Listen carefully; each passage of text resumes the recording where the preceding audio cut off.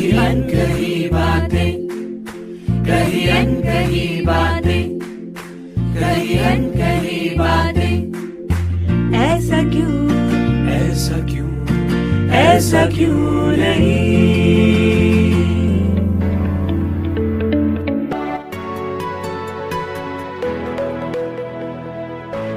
Hello and welcome to कही अनकही बातें, ऐसा क्यों नहीं, only on radio Jamia 90.4 FM। ये शो आप तक पहुंच रहा है रेडियो जामिया और क्रिया के कोलैबोरेशन से। इस शो का मेन पर्पस है महिलाओं से जुड़े ऐसे इश्यूज को हाईलाइट करना या ऐसे समूह और कम्युनिटी के बारे में बात करना जो स्ट्रक्चरली एक्सक्लूडेड हैं, मार्जिनलाइज्ड हैं, और उनके बारे में ऐसे सवाल उठाएं जिससे उनकी पोजीशन उनकी फैमिली में, समाज में, हमारे कम्युनिटी और देश में without any gender bias strong हो सके। मैं हूँ शालिनी और मैं क्रिया के साथ काम करती हूँ।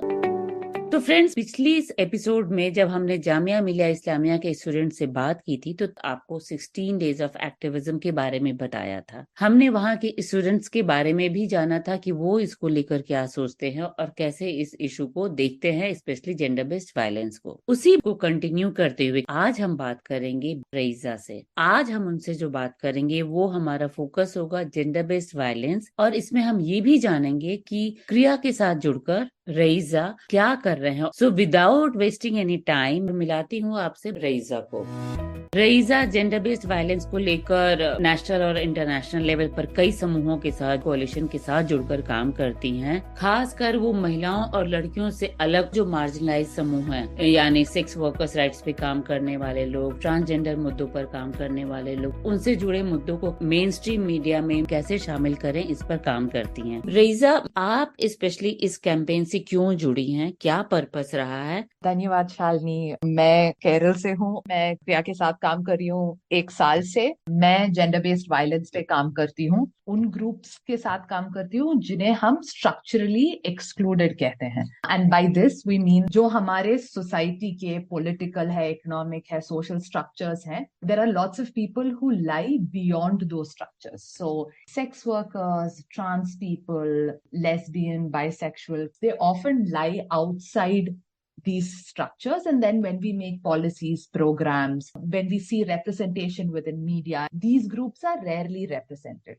And Kriya's always made it a point to focus our work on supporting groups like this, which kind of brings the point that Babita raised about 16 days of activism. Is baar hamara 16 days of activism is visible invisible, and the hashtag is United to End GBV. It's actually a response to the fact that the anti-gender movement, it's basically around the world, there's been a lot of organizing to push back the progress that has happened on gender justice and gender rights.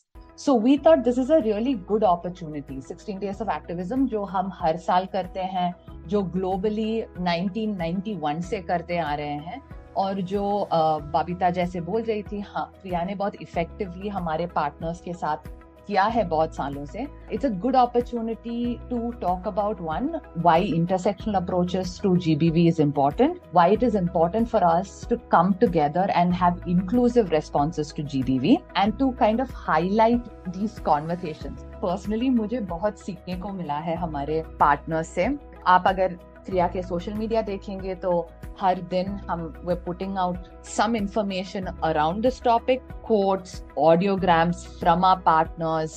आप सुन रहे हैं कही अनकही बातें only on radio Jamia 90.4 FM पर.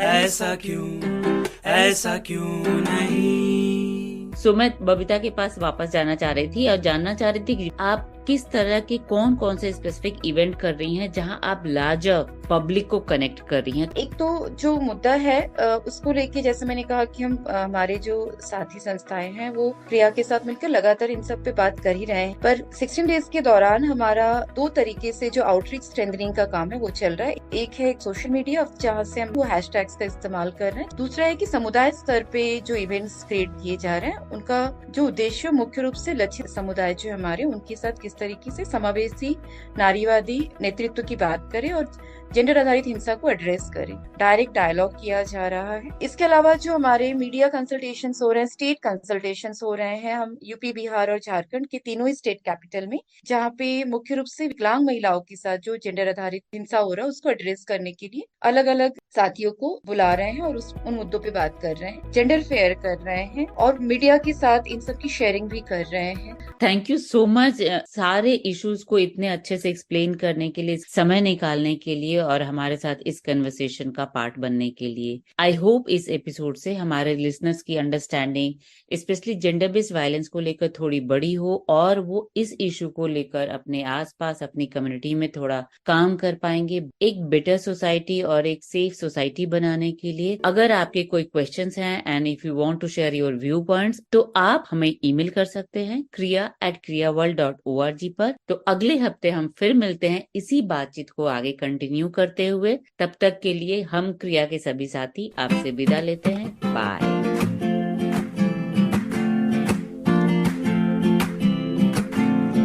कहीं अनकही बातें, कहीं अनकही बातें,